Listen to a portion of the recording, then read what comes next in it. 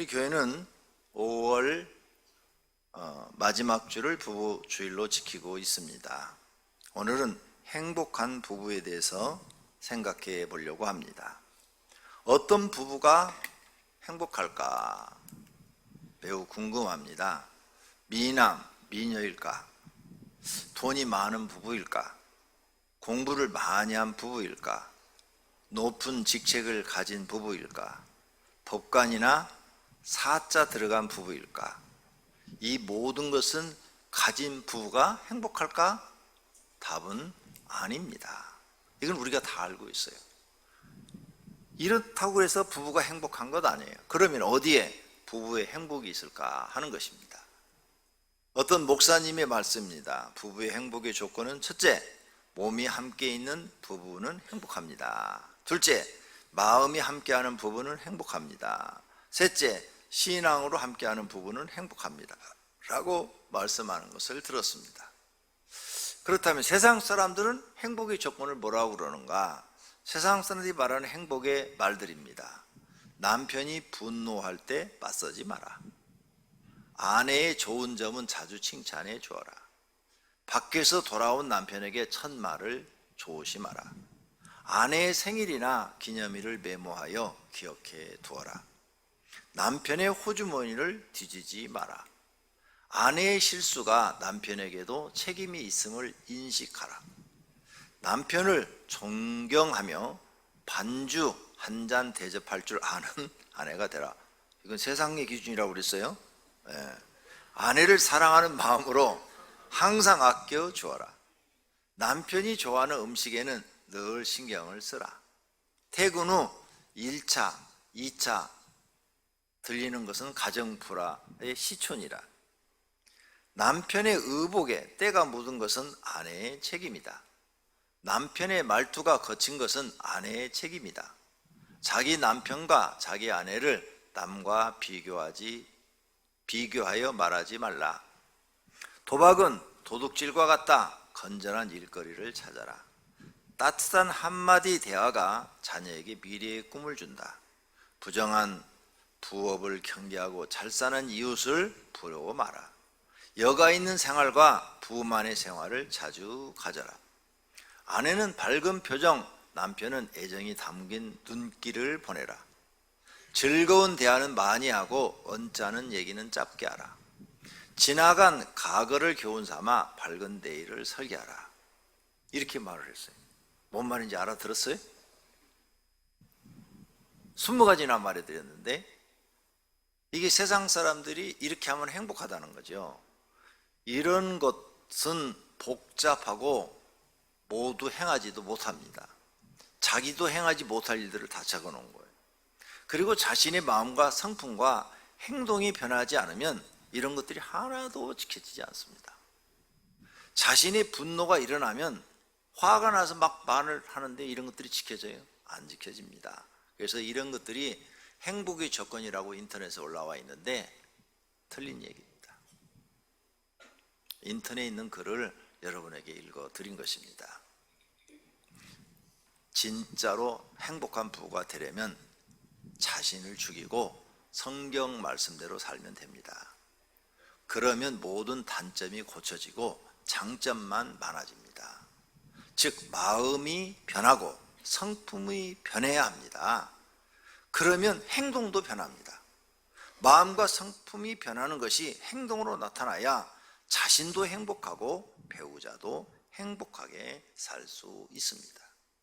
그런데 성인이 이렇게 변하는 것이 불가능합니다. 오직 성경과 성령의 역사만이 변하게 할 수 있습니다. 변해서 새 사람의 모습이 나타나면 부부는 행복해지겠지요. 에베소 4장 22절입니다. 너희는 유혹의 욕심을 따라 썩어가는 구습을 따르는 옛날의 습관을 따르는 옛사람을 벗어버려라. 오직 너희의 심령이 새롭게 되어 하나님을 따라 의와 진리의 거룩함으로 하나님 말씀의 거룩함으로 지으심을 받은 새 사람을 입으라. 즉 쉽게 말해서 옛사람, 구습을 따르는 세상의 습관을 따르는 옛사람을 버리고 하나님 말씀에 따라서 순종하는 새 사람을 입으라는 겁니다.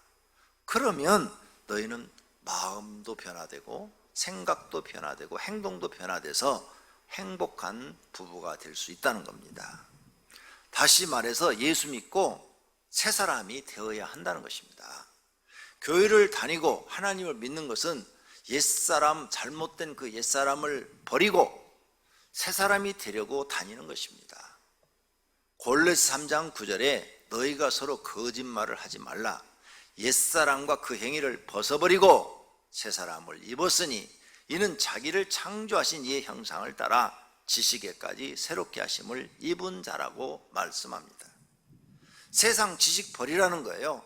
세상 지식을 버리고 새 지식인 성경 말씀을 배우고 깨닫고 마음과 생각에 집어넣어 그대로 살면 새 사람이 되어 성품도 새 사람으로 변하는 것입니다.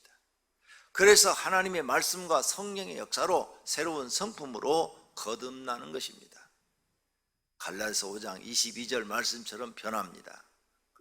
오직 성령의 열매는 사랑과 화평과 오직 성령의 열매는 사랑과 희락과 화평과 오래 참음과 자비와 양성과 충성과 온유와 절제니 이 같은 것을 금지할 법이 없느니라. 그래서 예수 믿는 사람은 이렇게 성령의 열매가 나타나야 돼요. 그러면 성품이 변한 거예요. 하나님은 우리가 이렇게 변화되기를 원하고 계십니다. 교회를 다니는데 자신이 깨달은 것이 없고 변하지도 않았다는 것은 하나님을 잘못 믿고 있는 것입니다. 좀 더 구체적으로 말씀드리면 행복한 부부가 되려면 하나님 말씀대로 살아야 합니다. 첫째로 서로 돕는 사람이 되어야 되는 것입니다. 창세기 2장 18절에 여호와 하나님이 이르시되 사람이 혼자 사는 것이 좋지 아니하니 내가 그를 위하여 돕는 배필을 지으리라 말씀하셨습니다. 결혼은 서로 돕기 위해서 하는 것이라고 항상 말씀드렸습니다. 이 말씀대로 행하는 사람은 자신의 생각과 성품이 변하여 새 사람이 되었습니다. 그래서 행복한 부부가 되어 지금 살고 있는 사람들이 많습니다. 그러나 이런 좋은 말씀을 듣고도 행하지 않는 사람은 지금도 다투고 싸우는 불행한 부부로 살고 있습니다. 하나님의 말씀을 듣고 행하지 않는 사람은 모래 위에 집을 짓는 사람과 같다고 예수님이 말씀하셨습니다. 모래 위에 집에 사는 사람은 불안합니다. 언제 사건이 터져서 부부관계가 무너질지 모르기 때문입니다. 마태복음 7장 24절입니다.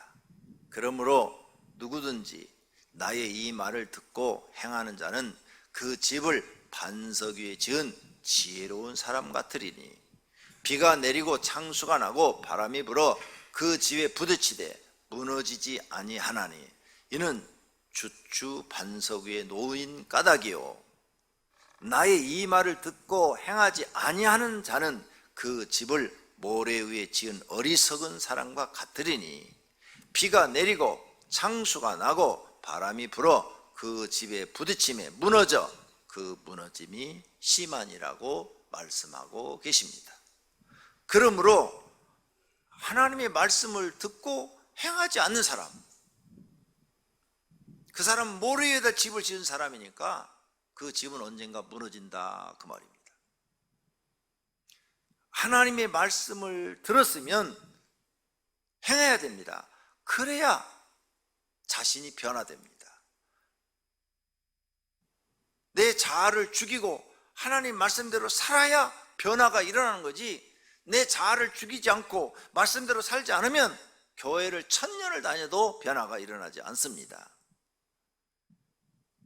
하나님의 말씀을 듣고 그 말씀대로 살려고 하는 사람, 이런 사람은 마음과 생각이 빨리 변합니다. 따라서 성품도 변합니다. 그러한 행동이 배우자에게 보이겠지요.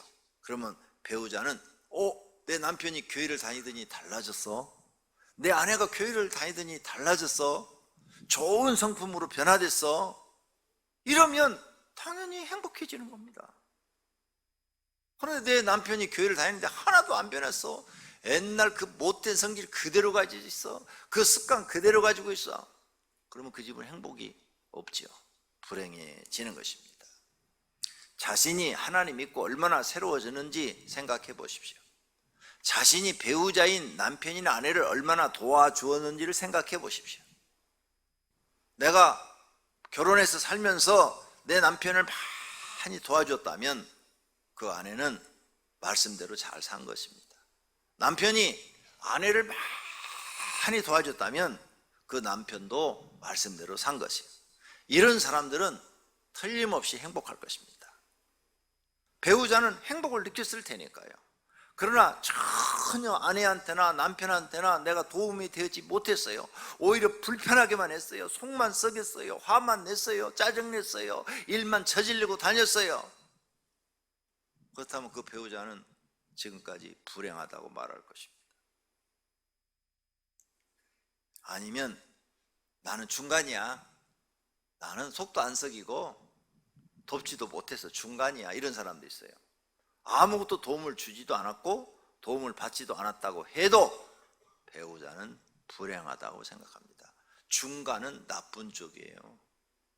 좋은 쪽이 아니에요. 부인한테 남편이 아무것도 해준 게 없어. 속도 안 썩였어.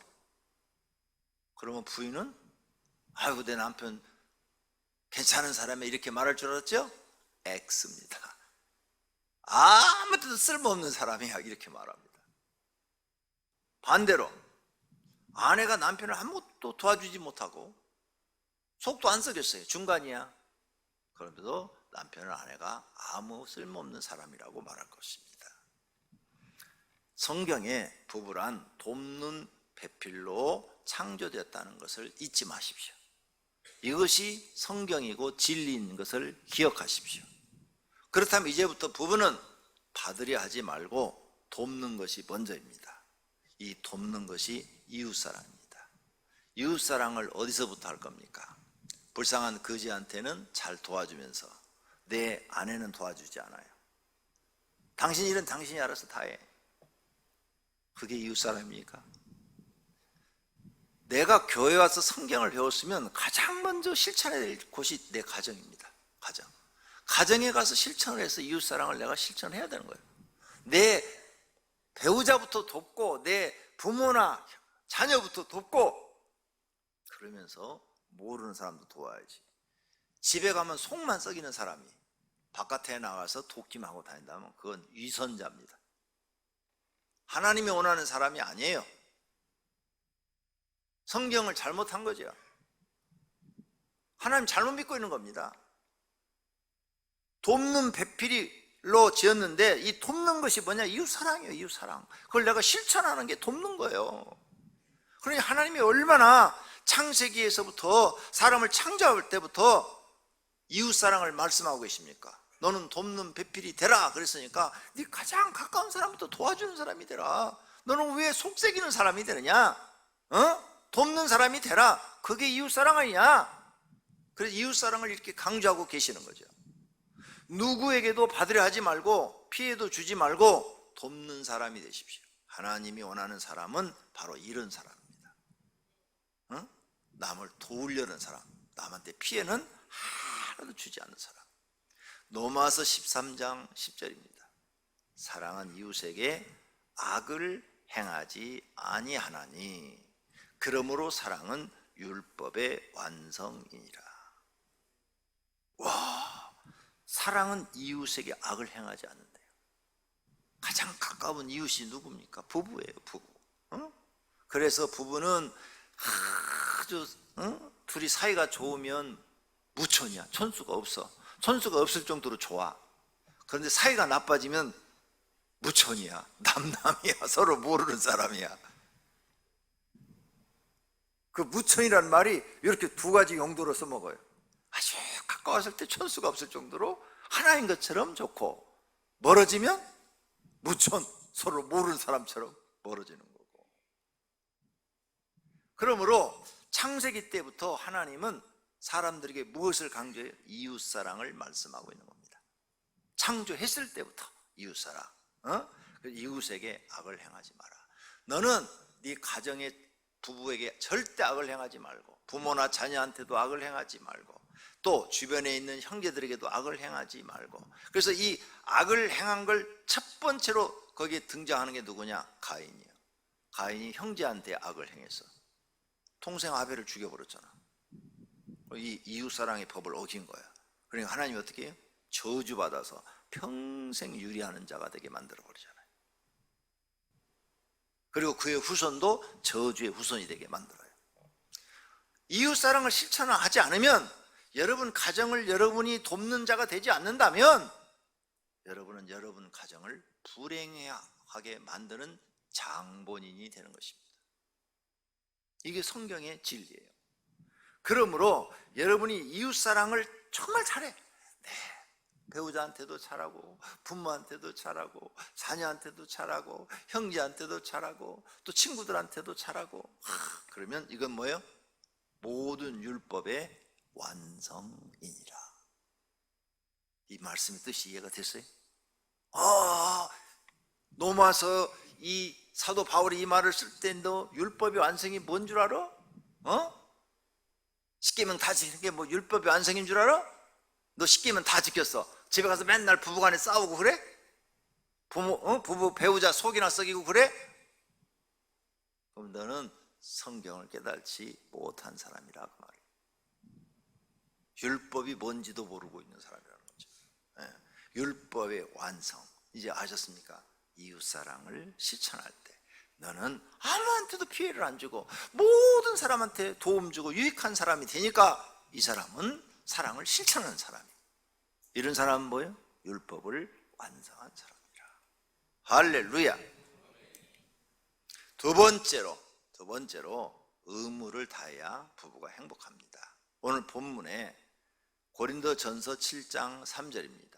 남편은 그 아내에 대한 의무를 다하고 아내도 그 남편에게 그렇게 할지라. 의무를 다하래요. 남편의 의무가 무엇인지 알아야 됩니다. 아내의 의무가 무엇인지 알아야 합니다. 의무를 행한다는 것은 책임 있는 행동을 한다는 말입니다.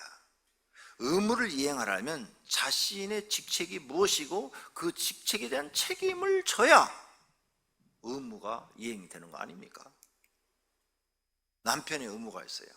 남편의 의무는 뭐냐? 첫 번째가 아내를 돕는 것이라고 성경에 써놨잖아요. 그 다음에 아내가 먹고 입는 것을 책임지는 것이 남편의 의무예요. 가정의 가장이 되어 아내와 자녀를 지켜주는 거예요. 그것이 남편의 의무예요. 강도가 들어왔다.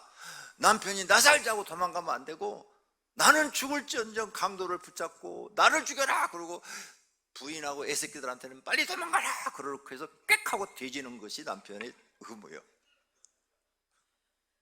그게 남편이 할 일이라고요. 그렇게 죽어봐. 그러면 아내와 자녀들이 평생 아버지를 기억하고, 그러죠? 아버지 그 사랑에 감동해서 열심히 살지요. 그게 남편의 의무예요.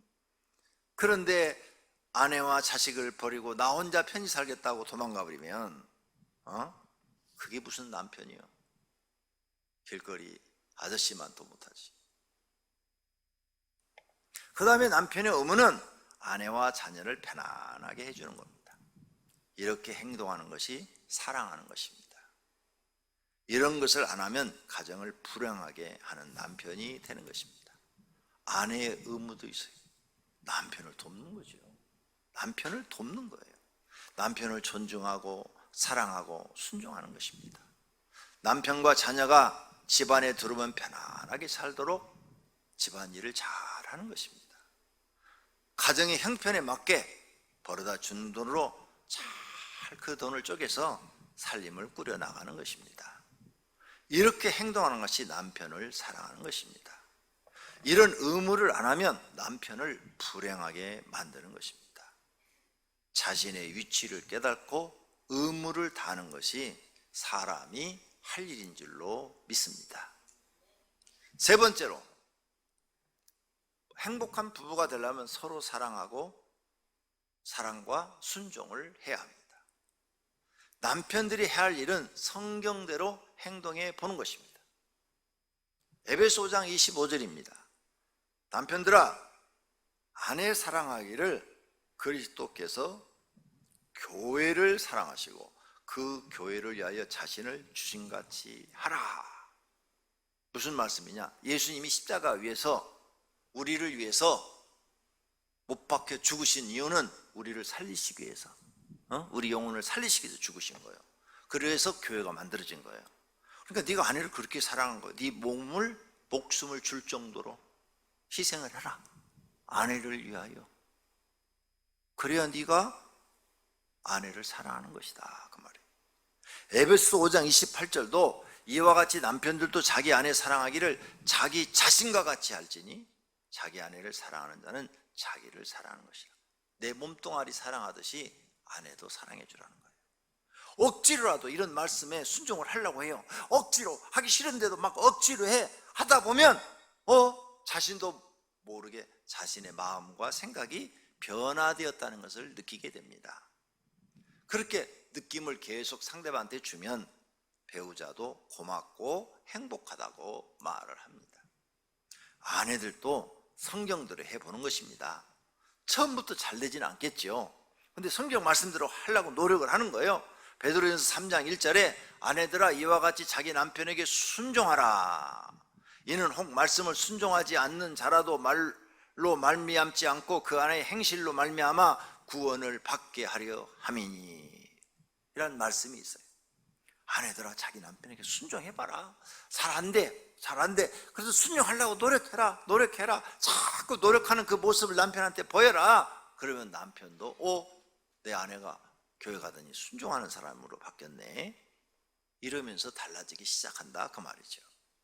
에베소장 22절에 아내들이여 자기 남편에게 복종하는데 예수님께 복종하듯이 해라. 토달지 마라. 뭐 시키는 일에 나쁜 일, 죄 짓는 일이 아니면 토달지 마라. 골로새 3장 18절에 아내들아 남편들에게 복종하라. 이는 주 안에서 마땅하니라. 옳은 일이니라. 그러니 아내들이 남편한테 토달고 막 여러 가지 문제를 일으키면 그건 너는 성경대로 안 사는 것이다. 억지로라도 순종하다 보면 자신이 변합니다. 처음부터 잘 안 돼요. 억지로 하나님 말씀을 억지로라도 순종하려고 하다 보면 내가 변하고, 내가 이 변화된 모습이 상대방이 계속 보여주면 상대방은 행복해지고 나 자신도 행복해집니다. 자신이 성경 말씀대로 변하지 않으면 행복은 없습니다. 자신도 불행하고 배우자도 불행하게 되는 것입니다. 네 번째로 부부가 행복하려면 사고치지 말아야 합니다. 골로새 3장 19절입니다. 남편들아 아내를 사랑하며 괴롭게 하지 말라. 아내를 사랑하면 괴롭게 하지 말래요. 아내가 괴로운 일이 뭘까? 남편이 사고치는 일이 괴로워요. 도박해가지고 5천만 원을 날려버렸다. 어떤 아내가 좋아하겠어요? 남편이 아내 모르게 집 잡혀가지고 어디다 투자를 했는데 돈을 싹 날려서 집이 날라갔다. 평생 싸울 거예요, 그거하고 평생. 그 외에도 사고 치는 게 참 많죠. 부부간에 아내도 사고 치는 거 많고 남편들도 사고 치는 일 많고, 서로 잘하다가 사고 한번 치면 부부가 다투게 되고 서로 다투면 불행해집니다. 그러니까 행복하려면 남편이나 아내나 서로 사고 치지 마세요. 집안일은 서로 의논해 가면서 그 범위 안에서만 행동을 해야지, 안 그러면 여러분은 평생 불행해지는 것입니다. 사고 치는 일을 안 해야 행복합니다. 사고 치는 것은 부부를 아주 불행하게 만드는 거죠. 서로가 배우자를 괴롭게 하지 않으려고 노력하시기를 바랍니다. 결론으로 부부가 행복하려면 여러 가지를 잘해야 합니다. 그런데 이러한 생각은 하지 않고 다른 생각들을 합니다. 남편들은 아내에 대해서 돈만 많이 벌어다 주면 되지라고 생각합니다. 내가 돈만 많이 갖다 주면 되지. 그럼 또 아내도 그래 돈만 많이 갖다 줘 또 이래요. 돈 못 벌어다 주니까 아내가 불만이 많다고 이렇게 생각합니다. 그리고 또 자신을 무시한다고 생각해요. 정말 잘못 생각하는 것입니다. 돈 못 벌어다 줘도 말 한마디로 천냥빚을 감당했어요. 여보 미안해, 내가 무능해서 당신한테 돈을 충분히 벌어다 주지 못하네. 당신 나 만나서 참 불행하다. 나 때문에 참 당신 불쌍하다. 어떻게 나 같은 사람 만나서 그렇게 고생을 많이 하냐. 미안해. 정말로 내가 반성 많이 하고 살아. 그리고 사고만 안 치면요, 아내는요 그 말 한마디에 행복해져요. 힘든 거 하나도 생각 안 나요. 어떻게 하면 남편을 좀 길을 좀 살려줄까 이 생각하는 게 여자들의 마음. 근데 남자들이요 여자들 마음을 너무나 몰라요. 너무나 몰라요. 그 말을 막 해. 그냥 말 한마디만 이쁘게 하면 되는데 그 말을 이쁘게 못 해가지고 불행하고 서로 다투고 평생 원수가 돼서 사는 사람들이 많아요. 그래서 영화 제목도 나왔잖아요. 원수와 동침. 나는 원수와 동침 그래서 저게 무슨 영화 제목이 저래? 그래서 진짜 그 영화를 봤어요. 외국 영화인데. 그랬더니 부부인데 원수와 동침이라고 그렇게 제목이 나왔더라고요. 깜짝 놀랐어요. 나는 한 번도 그렇게 살아보질 않아서 모르겠어요. 그 다음에 아내들은 집안 살림 잘하고 애 잘 키우면 되지라고 말을 합니다. 그런데 뭐 돈까지 벌어오라고? 애 키우기도 얼마나 힘든데 이렇게 말하는 분들이 있지요. 응? 내가 당신하고 살아주는 것만 해도 다행인 줄 알라. 여자들도 이렇게 아주 그냥 배짱이 큰 사람들이 있어요. 이렇게 생각하는 것도 잘못 생각하는 것입니다. 아내는 남편을 잘 도와서 남편이 사회에 나가서 성공하도록 뒷받침을 해주는 겁니다. 남편이 좀 부족하면 어떻게 해요? 남편 도와서 같이 직장생활도 해야 되고 또 애도 봐야 되고 힘들어도 같이 도와야 가정이 빨리 집이라도 한 칸 마련하고 편안하게 살 수 있는 것이죠. 지금 우리 사는 시대가 그러잖아요. 그런데 이렇게 하나도 하지 않고 남편 수입이 적은 걸 뻔히 알면서 나는 집에서 애 키울 테니까 돈 벌어와요 이렇게만 한다면 이 가정도 불행해지는 것입니다. 이렇게 사람들은 이기적이에요. 자기 생각밖에 못해요. 이런 자기 생각을 내려놓고 우리는 하나님 말씀대로 살려고 노력하는 사람이 되어야 할 줄로 믿습니다. 이와 같이 부부는 서로 생각이 달라요. 그래서 자주 다투는 것입니다. 서로 상대방이 무엇을 바라는지도 모르고 말과 행동을 합니다. 그러므로 하나로 통일돼야 돼요. 말과 행동을 통일할 수 있는 방법이 뭡니까? 성경 말씀이요. 성경 말씀. 첫째는 서로 도우려고 하는 것입니다. 둘째는 서로 의무를 다하려고 하는 것입니다. 셋째는 남편은 사랑하고 아내는 순종하려고 노력하는 것입니다. 넷째는 사고치지 말아야 됩니다. 이렇게 성경 말씀대로 살아가면 행복한 부부가 되는 것입니다. 성령 하나님은 우리에게 말씀하십니다. 성경 말씀대로 살아라 라고 말씀하십니다. 마귀는 아니다, 성령대로 살지 말고 네가 하고 싶은 대로 살아라, 내 마음대로 살아라, 이렇게 말하고 있는 것입니다. 그런데 여러분은 마귀의 음성도 안 들리고 성경 말씀에 성령이 하시는 음성도 안 들립니다. 여기 들으신 분 있습니까? 마귀가 하는 말 내 마음대로 살아라, 아무도 못 들었죠? 성령이 하시는 말씀 들었어요? 성경 말씀대로 살아라 못 들었잖아요. 목사가 설교하는 소리나 들었지 성령님이 직접 자기 귀에다 하는 말 못 들었잖아요. 성령 하나님이나 마귀나 우리 양심에다 말을 하고 있는 겁니다. 양심, 마음속에 있는 양심에다 말을 하는 거예요. 성령 하나님은 너 성경 말씀대로 살아라, 그러면 너는 행복한 부부가 될 수 있다.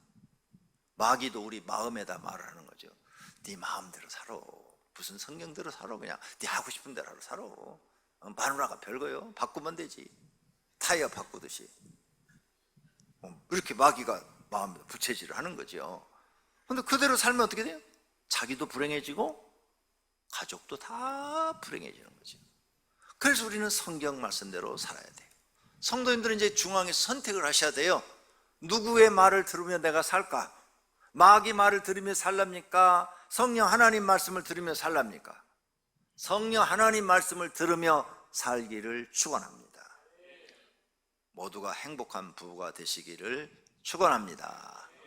두 눈을 감고 오늘 말씀을 듣고 결심의 기도를 개인적으로 하나님께 드리기를 바랍니다. 하나님 말씀대로 살게 해 주십시오. 행복한 부부가 되게 해 주십시오. 결혼 안 한 사람들은 하나님, 난 결혼하면 꼭 말씀대로 살겠습니다. 서로 돕는 부부가 되겠습니다. 의무를 다하는 사람이 되겠습니다. 사랑과 순종하는 사람이 되겠습니다. 사고치지 않겠습니다. 이런 결심의 기도를 드리시기를 바랍니다. 기도하십시다. 하나님 아버지, 오늘 말씀을 듣고 행복한 부부가 되려면 어떻게 해야 되는가를 배웠습니다. 세상 사람들은 많은 말들을 합니다. 그런데 자기도 안 지키는 말입니다. 자기도 이해하지 못하는 말입니다. 그런 수많은 말들을 해도 마음이 변하고 성품이 변화되지 않으면 아무런 소용이 없습니다. 그러나 성경 말씀은 우리에게 사실만을 가르쳐 줍니다. 서로 돕는 사람이 되라. 의무를 다하는 사람이 되라. 사랑과 순종의 사람이 되라. 사고치지 말아라. 그러면 너희 부부는 평생 행복할 것이다. 이렇게 살면 너희 성품도 온유와 겸손한 사람이 될 것이고, 마음도 변화되고 생각도 변화되고 행동도 달라질 것이다. 모든 사람들이 좋아하는 사람, 존경하는 사람이 될 것이다. 이렇게 말씀하고 계십니다. 우리 마음속에 들리는 성령 하나님의 음성을 듣게 하여 주옵소서. 마귀의 말은 물리치고 성령 하나님의 말씀만 듣고 사는 저희들이 되게 하옵소서.